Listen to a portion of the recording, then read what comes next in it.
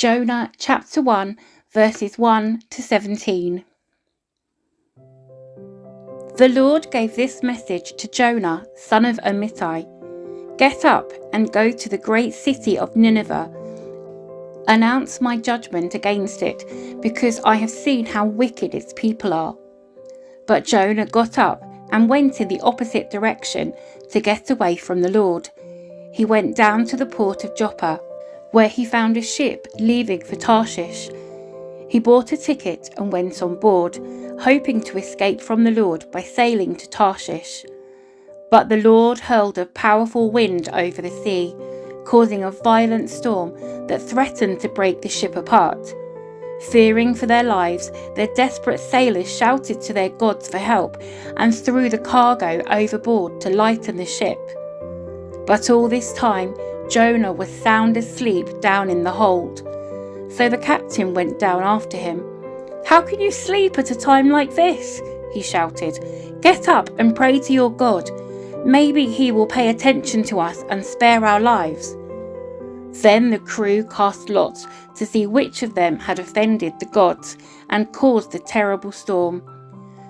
When they did this, the lots identified Jonah as the culprit.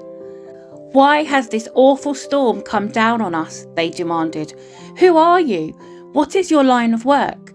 What country are you from? What is your nationality?" Jonah answered, "I am a Hebrew, and I worship the Lord, the God of heaven, who made the sea and the land."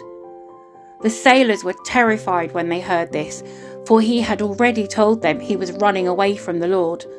"Oh, why did you do it?" they groaned. And since the storm was getting worse all the time, they asked him, "What should we do to you to stop this storm?" "Throw me into the sea," Jonah said, "and it will become calm again.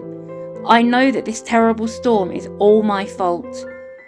Instead, the sailors rowed even harder to get the ship to the land. But the stormy sea was too violent for them, and they couldn't make it. Then they cried out to the Lord, Jonah's God. "Oh Lord," they pleaded, "don't make us die for this man's sin, and don't hold us responsible for his death. Oh Lord, you have sent this storm upon him for your own good reasons." Then the sailors picked Jonah up and threw him into the raging sea, and the storm stopped at once. The sailors were awestruck by the Lord's great power, and they offered him a sacrifice and vowed to serve him. Now the Lord had arranged for a great fish to swallow Jonah, and Jonah was inside the fish for 3 days and 3 nights.